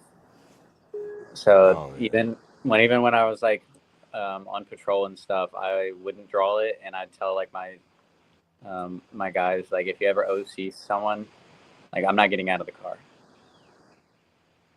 But yeah, like I'd rather get tased every hour than not get OC sprayed again. Yeah. I mean, I've been in the little outside area watching everybody get sprayed, and if you happen to be like standing behind them and they, that residual gets past them and onto you, well, it's fun. Yeah, and I'd always like have to go and do like the guide and like an instructor stuff of like taking them through the course and everything. But I'm like full like freaking like face shield. I got like my baklava and like my beanie on, my sunglasses. I was like, I'm not doing any of this stuff. And then it's like because for you to carry OC spray on patrol, you have to get sprayed and go through that. It's not like a requirement for the taser, but like we tell everyone to do it anyway. You at least have to get dry stun, but it's like go through and just do it. It's like the taser is like a 45-minute intense workout in 5 seconds. Yeah, that's what I'm saying. I'm never like I've had the little stun guns. I've had those like playing around with friends before, Yeah, but that's like nothing. never the probes where it's like the laser and they're like taser, taser, taser. It's like I Oh hate it when yeah. somebody says it with that condescending laugh behind it too. And they're like, I'm like, Well, when I was in drum, I think it was probably after Colt left. When I was in drum, I got tased by my patrol partner on shift. But it was like on we were accident. He was on accident. It was like a new guy. I was like training. I'll give you guys the story and stuff before we hop up. So it was like a new dude. He's a dumbass. But I was like going through and like training him. It was like his second day on shift or something. And anyone that's been to Fort Drum knows like Triple Deuce. Like they're notorious for being dumbasses and all that crap. So like There's a triple deuce on Fort Drum. yeah. That's the unit I was in here. It's called Triple Deuce. But the call we got was a dude like knocked someone out or something like that. Was like the call that we got. So whenever we like, but my patrol supervisor showed up before us and went to like the CQ desk or whatever and like explained it and like, yeah, there's a dude like that's like just knocking people out. So my patrol supervisor saw someone down the hallway, went to go talk to him, and forgot what it was. Turned out it was that dude, and he knocked the patrol supervisor out. Oh god! Like this dude was like 6'3", 6'4", something like that, like 230, 240, maybe like a little bit more than that. But he was just yoked, like all shoulders, like and like just like yoked as hell. Turns out he was high on cocaine and bath salts. Cool. So you wasn't stopping him. He wouldn't feel anything. But yeah, so he Nothing. knocked him out. We showed up. It was like a minute or two later, and like course CQ was like, "Yo, your boy just got knocked the fuck out." And we're like, "Where's this dude at?" And they're like, "Down." He's like right there. So I went through the hallway, and he like tackled me. So we're like fighting on the ground, and like this new dude is literally just standing and watching. Like for a good like 5 or 10 seconds, is just standing and like watching, and like as me and him are like fighting on the ground. And then I was like, fucking do something. He's like, what do you want me to do? And I was like, tase him. And you guys like know whenever you like tase, you're supposed to like turn the taser in the direction of like the way that people are laying, because the prongs come out at like a right. Yeah, they come out like yeah. So he didn't do that because like so we're like laying on the ground, and we're kind of like at like an angle or something. So he went to tase the dude, and I heard like taser, taser, taser, and I went to like push off the dude a little bit, and I saw the prong go into the dude's chest, and then I heard the taser going off, and it took me a second to realize the other prong was in my ass cheek. Oh god! So then I just jumped on the dude to complete it. So I'm doing the whole crap as well. Oh, It didn't work. Obviously, as soon as it was done, he decked me right in the face. So I was like, tase him again. So we did like tase him again. We finally got it, and then the prong was stuck like on the dude's like chest, and we had to wait for medics and stuff to come out, and so I got him handcuffed. I was like, this dude could break out of these handcuffs. So they and I still had the taser prong in my ass cheek because we have to wait for the actual medics to come and get out, and then the dude was still trying to fight with the medics and with us and all that crap. So we like got him into like the ambulance. And I had to like still have the taser prong in it. So like I took my taser prong out, put the dude like my partners in, and sat in the back. And I was like, told the medics and everything. I was like, if this dude does anything, just scream. I'm gonna do the taser and just jump on top of him. It's like he could easily like break out of these restraints. He didn't end up in all that crap, but like yeah, that my patrol partner literally had to go for like 2 or 3 weeks and give a like class of how to properly utilize a trainer or utilize a taser. He had to go through certification for it, like a whole bunch of crap. And I ended up like the dude ended up like breaking my nose or some crap like that. But yeah, and so I didn't go and patrol anything for like a month. But yeah, that was a fun day. And this was at like 3:00 in the afternoon on like a Tuesday. Cool. It was like middle of the week, like nothing special. And this dude is literally high on cocaine and bath salts and just flipping out. Just yeah, I've seen like videos of people in the bath salts or something. Like I watched one where this guy was getting tased and he was in the middle of a freeway. It was on like like back when cops and like live PD or whatever. and they're tasing. It was like 3 cops, 3 tasers. They're tasing. The guy's like clenching onto this car door. He's so jacked up on cocaine, and it's like he ends up like breaking the door off of it, I think, or damaging the door. And by the time that he ended up like he was so amped up on it and tased so many times, by the time the drugs wore off of him, though, he ended up like having a heart attack. Like Well, I mean, yeah, that's still excessive. insane. Like almost get like a superpower whenever they're on that. Well, it was cocaine and bath salts. Like this dude wasn't feeling anything that we were doing to him. Yeah. Yeah. I think he also had, it was like he was also like drunk or something like that. He had like some jack or some crap like that. But like yeah, like he probably didn't feel none of that with the bath salts and everything. It was just oh, he wasn't feeling anything. Like I think it was more like the only reason he ended up like stopping and stuff was because he said he hated the feeling of not having control of his body. Like whenever he had, like the tasers were going off, but like it didn't, like it looked like it didn't affect him at all. Like he was just like right. as soon as it was done, freaking would swing. And I'm like, yeah, fuck it. I was like, I mean, that was a horrible debate. Yeah, like, it's funny, born in Watertown. Yeah, there's man, imagine the calls, the calls you have to respond to. Just like the ones I've heard while I was in too. Some of them are just like, man.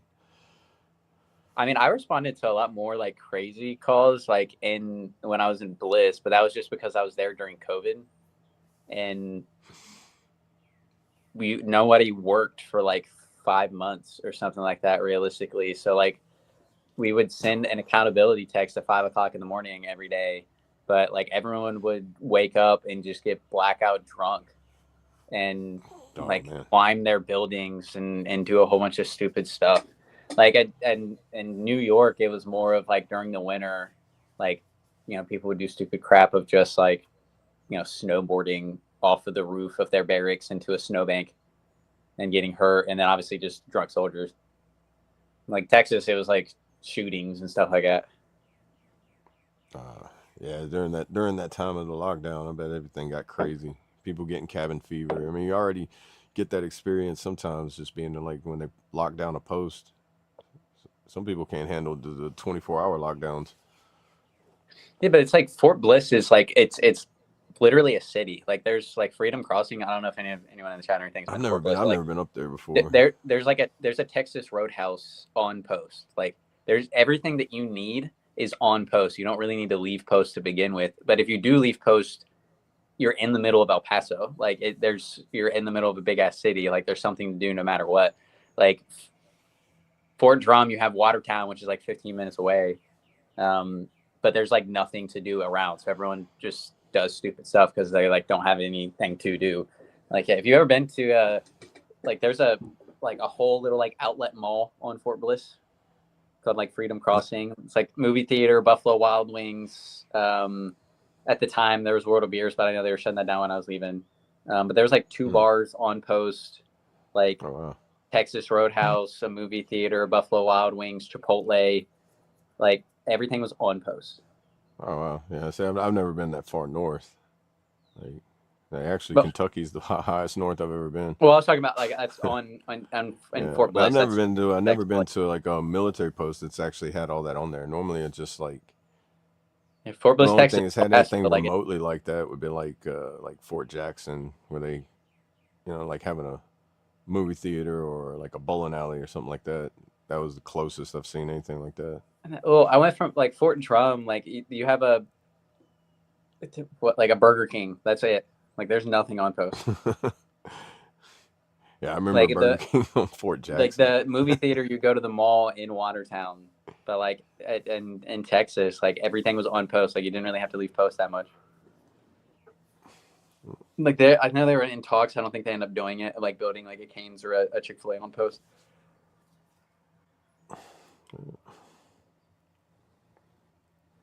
But yeah, well, I think Brad said he's on standby for us to shut it down. Yeah, bath salts is the one that like people go absolutely batshit crazy on. Yeah, that's the one that happened in Florida where they was talking about that guy like chewing that person's face off, which was like insane. And that was all the way back in like 2010, 2011 when that happened. Yeah, the dude Because that that I happened right after I fought got out of basic 20, and AIT, and I went on my first set of orders, and I come back, and then I 2015. hear about this bath salt thing. Yeah, I mean, I was in high school whenever all that stuff was going, but yeah, like that. I think it was 2015 is whenever, like end of 2015, whenever, because I know I left in 2016. Oh, But you yeah, was in high school whenever I was getting. I graduated in Cool. 2013. Oh man, you youngin'. Like, well, I graduated 2013, and then deployed in 2014. Man, yeah, I remember you talking about when you deployed before. I mean, I got lucky though. It was like I finished AIT and all that crap like December, and then like I think a week after I was still in processing. We got deployment orders, and then I left in April. Like my combat patch ceremony was my 19th birthday. Cool.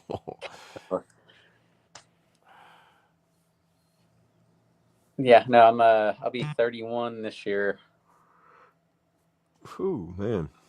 Yeah. Trace, Well, you're like what? I, Like 75, 76, somewhere around that time frame? He's turning my age, 34. He wishes. That's my age backwards.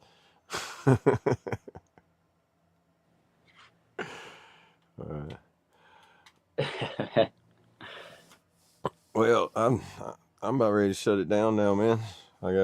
I'm good if you are. I don't remember what my next meeting is. I had a little rough start to it, and I tell you, man, it's difficult doing it by yourself. Or not difficult. It's just like I tried trying to act as two people. As soon as that meeting was done, I was trying to like hop back in, but at least Sling and everything was able to hop up with you. But yeah, I appreciate the Sling hopping in, saving me from going off on like my little Rolodex rants. My Rolodex was starting to spin. I was like, just talk about something. What it lands on, that's like a roulette game.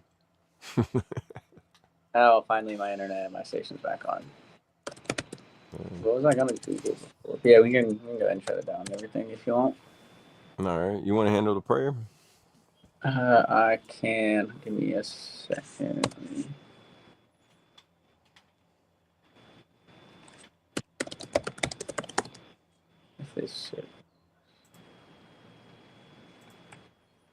What was it that I was gonna Google earlier?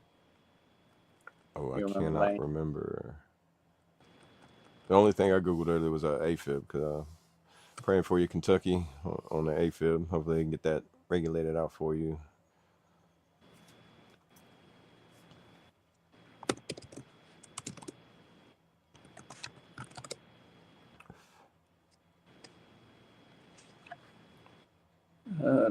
Yeah, you can go ahead and do your little ending stuff. I responded to this email real quick. All right. Well, everybody, we do appreciate just hanging in there and stepping in today with the F.O.B on this Talk About It Tuesday. Hope y'all have a great day. And the weather is hope it's gonna be pleasant for you for the next few days. It's supposed to be fairly nice down here. Seems like it's getting better up there for Brandon. Hopefully the snow melts, and hopefully you don't get any more. I'll quit asking for it. I quit asking. I'm not even gonna joke about it no more. But we do appreciate you stepping into the F.O.B, and just a little motivational thing I found: be not afraid of growing slowly. Be afraid only of standing still. And y'all remember, y'all matter. You're awesome, and you're not alone. And reach out to somebody and check in with your loved ones, your friends, family, and anybody that crosses your mind. Any words, Brad, or are you able to?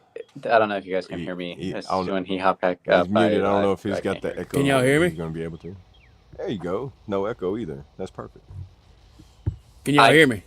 I can hear you, but I can't hear AA now. Oh, I can hear you both, y'all. He can't hear me, but I've said my outro. How about now? Now I can't hear anything. Hold on, let me. Now them technical difficulties, y'all. This is what the backstage looked like this morning. My bad, I can hear. I see. It's crazy. I can hear both of y'all, but it messes up him hearing me or you only. Right. But I can hear both of y'all. It never messes me up. It only messes y'all up with y'all being able to hear me or something. That's crazy, dude. I see I know, Chaotic in here man. too. Yeah, Trace is in here. I guess he was waiting. He was gonna shut it down for y'all if I wasn't in here. Oh yeah, he Hey, sent great a morning, text saying he everybody. seen you True in there. American Brad ass.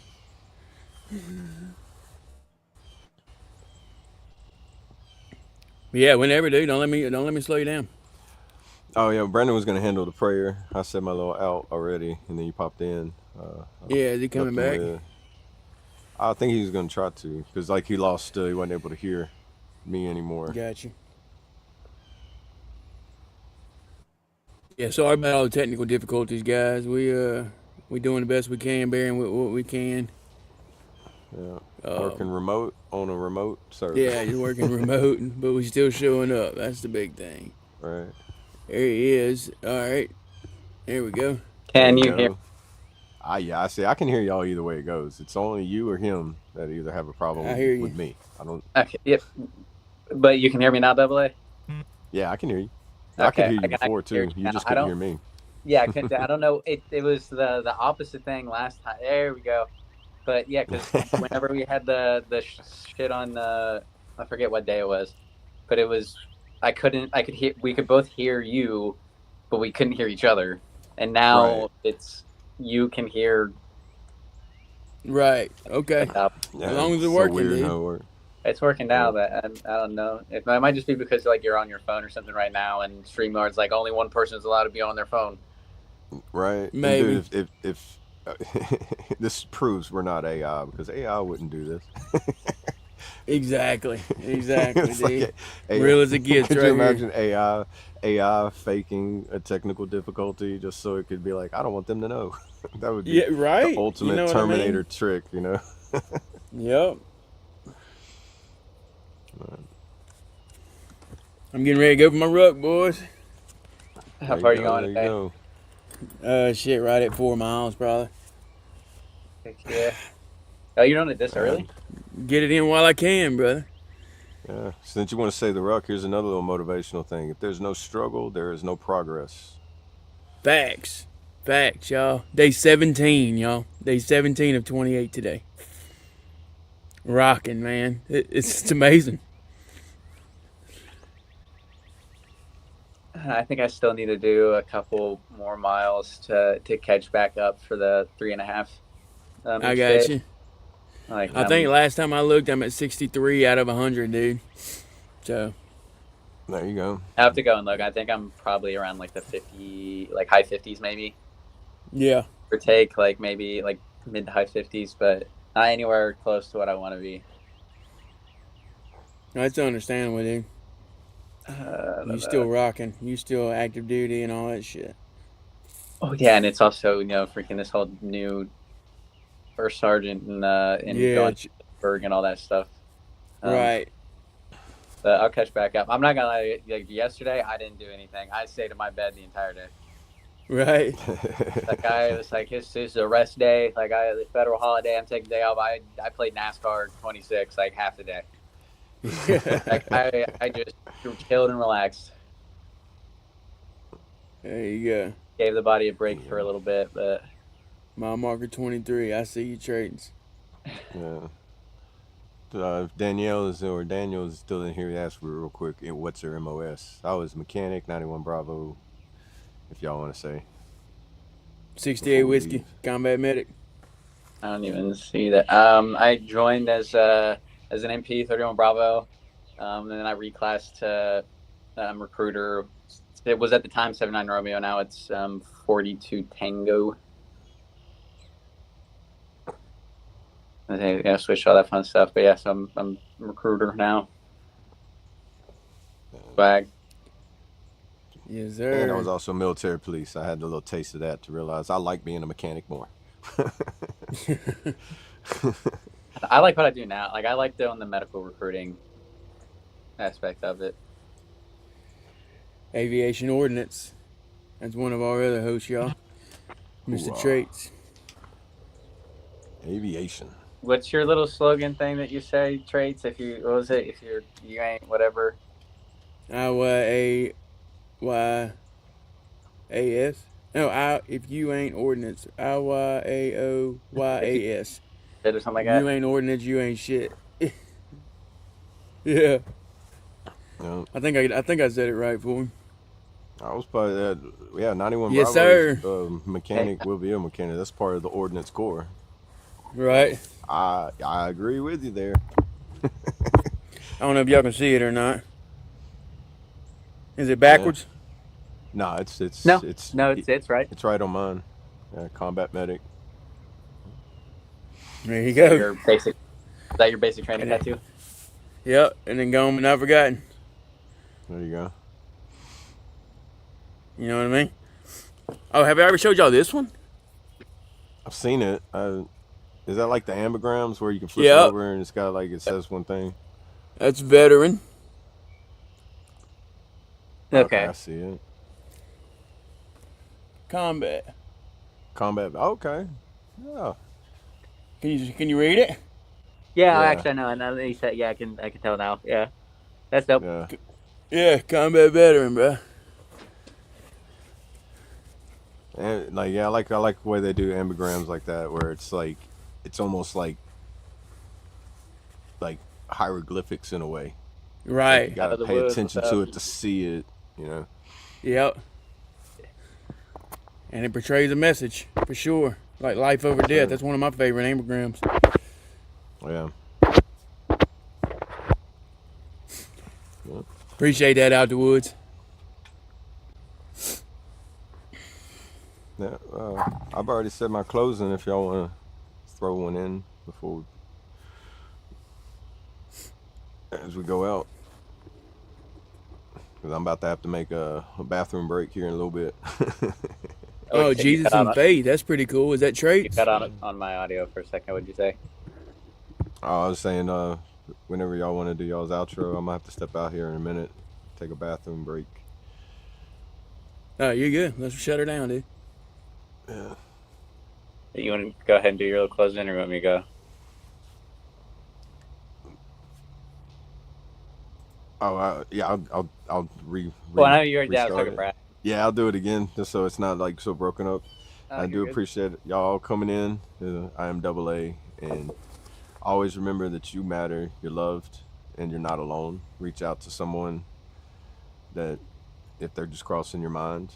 And once again, remember, don't be afraid of growing slowly. Be afraid of only standing still. And there's no struggle.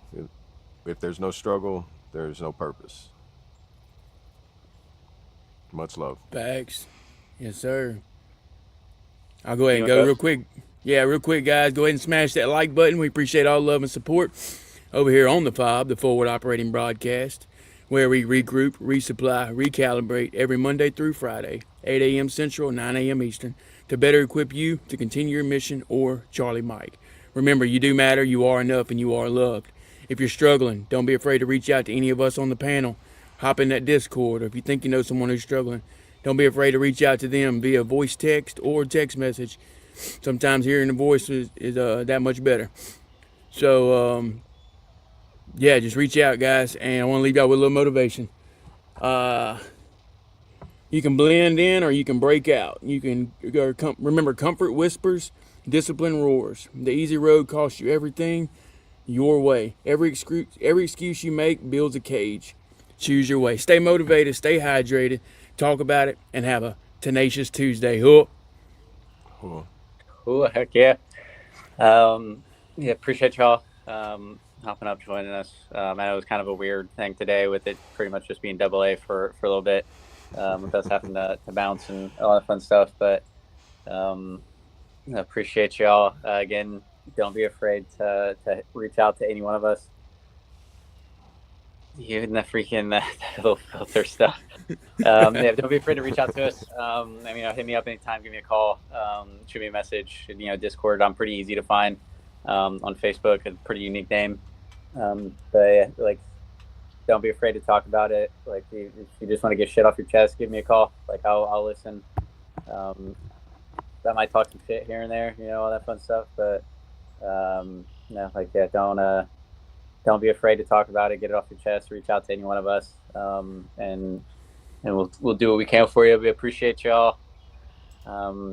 We'll see you tomorrow for Wing It Wednesday. Appreciate y'all. Much love. That's right. Cool.